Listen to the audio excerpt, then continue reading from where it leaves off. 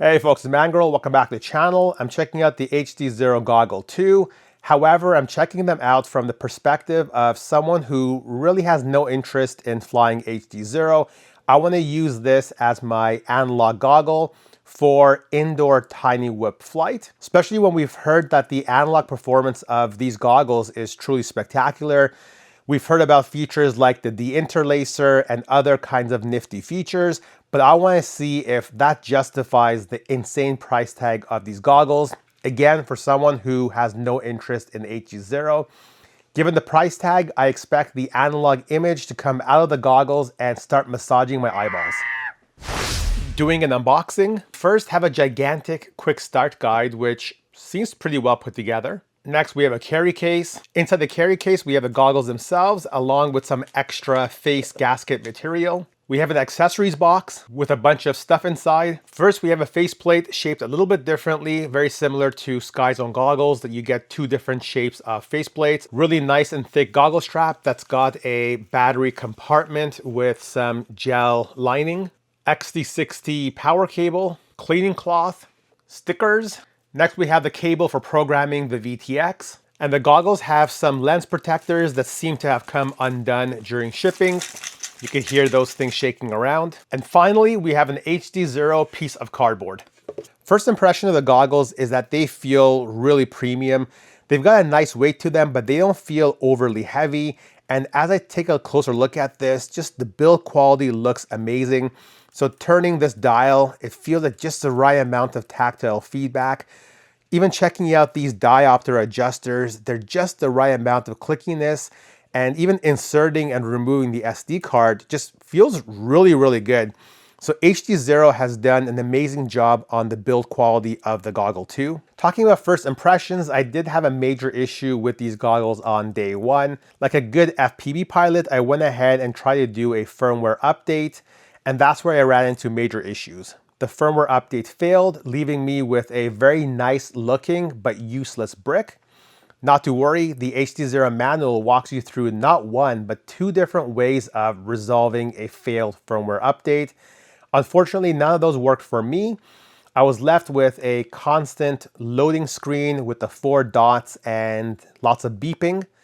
I reached out to customer service, and kudos to them. In 2 nights, they had me up and running with a new firmware file and being back in business. For those of you that are really observant, you'll notice I'm not using the stock face gasket that comes with the HDZero goggles. This right now is an aftermarket face gasket from Skyzone. It's a pretty decent fit, maybe a little bit of an issue around the nose area. And I like this one because it allows me to get a little bit closer to the actual lenses. This pretty much squishes all the way down. And by me getting my eyeballs closer to the actual displays here, it removes some of those blurry edges. Yes, this only has a 46-degree field of view, but I still get a little bit of blurry edges with the stock HDZero face gasket, but pretty much none with this extra squishy one. For analog flight, I'm currently using the Skyzone 040 Pro goggles with a rapid fire module. This is a pretty good setup, really no complaints, but of course this does not have the HDZero wizardry. It also doesn't have a deinterlacer. All right, so I just finished doing 2 flights back to back with the Skyzone goggles. Now I'm trying to fly this with the HDZero goggles and the internal analog module. And on first kind of glance here, I think I'm getting a lot more breakup and a lot more kind of flashing lines with the HDZero versus the rapid fire. But the image quality looks really good, and what is standing out for me is just how comfortable these goggles are right now, and also how smooth the actual image looks like. It almost looks like it's upscaling to a higher frame rate versus the Skyzone goggle. It just feels so silky smooth. It kind of gives me a sense of digital and DJI in terms of the frame rate versus the Skyzone, which gives me a true sense of analog. So from that perspective, it's actually pretty neat, but I don't think the internal module is living up to some of the hypes and some of the tests I've seen, especially given my inside flight. It's possible I've got lots of multipathing, giving the basement, giving me being right next to the furnace room, but this actually looks decent. Man, the smoothness in itself may actually make these goggles worth it. But you know what? Smoothest still can't make you a really good pilot. Yeah, this is decent. I wonder how this would actually perform with the rapid fire module inside of it. If I'd get the same kind of experience with the smoothness or not. Oi, that was painful.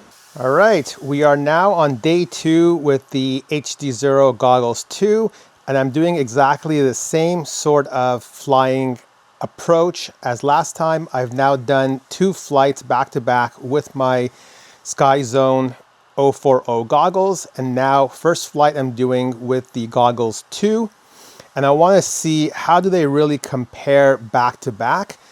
And unfortunately, so far, I'm getting the same exact first impressions as day 1.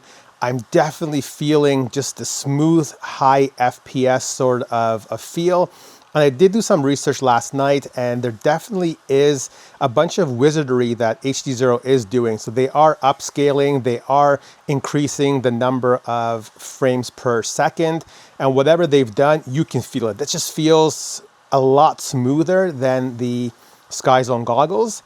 But unfortunately, the flashing, the flickering, the reduced signal quality is still there. You can just see how much flickering and flashing there is. And most likely I will go ahead and put the 2 goggle DVRs side by side so you can compare them. But I don't remember seeing anything like this with the rapid fire module. So a little bit unfortunate that we're paying more for the Goggle 2, and yes, at least we have a module that will probably work just fine for 70–80% of the folks, but maybe because I'm flying inside here, lots of multipathing, we continue to have a little bit of a poopy experience. Never had any issues, no disconnects, never felt like I wasn't in control, but I don't know, I would have preferred to have the same kind of experience as the rapid fire module. I am also finding that the fan noise on the Goggles 2 is very loud. It feels like there's a fan right behind my eyeballs, and it's just constantly whirling away. And the other thing I've noticed also is that there seems to be a little bit of a vibration noise. So a little bit of a humming coming in my right ear. And I know that they're supposed to have soft mounted these fans, but I think a little tiny bit of vibration is still coming through. I mean, none of these are deal breakers, but things that folks need to be mindful of when they're thinking about buying a goggle of this price point and of this kind of quality, especially when you don't really, especially when you're not really interested in the HDZero kind of component. Can I do a power loop? Power loop! Oh, power loop right to the wall. I also did some flying outdoors just to make sure we covered all bases. And looking at analog signal performance, really no difference between the 2 goggles. The internal module on the HDZero versus the rapid fire on the Skyzone both performed, I'll say, equally. They both have their moments of flickering and flashing, but none of them stood out as a clear winner. What did surprise and impress me though was some of the other features that we see on the HDZero goggles. Just the really nice, clear, vivid displays, the really nice optics, along with the upscaling. It really impressed me in the outdoor flight. So as I'm flying around, as I'm looking at the beautiful trees and the fall colors, this is breathing new life into analog. So I'm very impressed and surprised at the experience I'm having here. Let's go ahead and answer the question we came here to answer, which is, are these HDZero goggles the best analog goggle for someone who doesn't care about HDZero? And bear in mind, I bought these at full retail price with my own money. And unfortunately, my kind of outcome here, or my conclusion, is not what I expected. I've seen so many rave reviews on the analog performance, and unfortunately, I didn't really experience that. So let me go through my list of pros and cons, and then we'll talk about who maybe these are good for. So from a con perspective, I think we have to address the analog module performance. yes, we're getting a quote-unquote free module, but the performance is quite lackluster. When I compare it to the performance of my rapid fire module in the same exact flight conditions, the performance really doesn't shine. You see a lot of breakup, you see a lot of static. Even when I scroll through very slowly frame by frame here, you can see how much more breakup we have with the HDZero module versus the rapid fire module. It's no good. It's not up to par. The other issue would be the fan noise and vibration. The fans are very loud. The vibration in your right ear is a little bit annoying as well. The other part also is some weirdness with the firmware, and I think that will just get resolved as time goes on, but I did have the bricked goggles because the firmware update failed. I also had one situation where I changed some kind of setting in the goggle and that caused a black screen. I turn the goggle on, I get the main menu for maybe a second and then a black screen. Doing a firmware restore resolved that issue.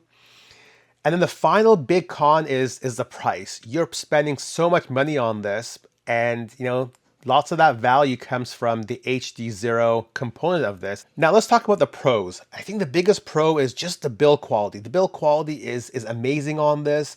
The optics are beautiful, the screens are spectacular, so you definitely do get your money's worth there.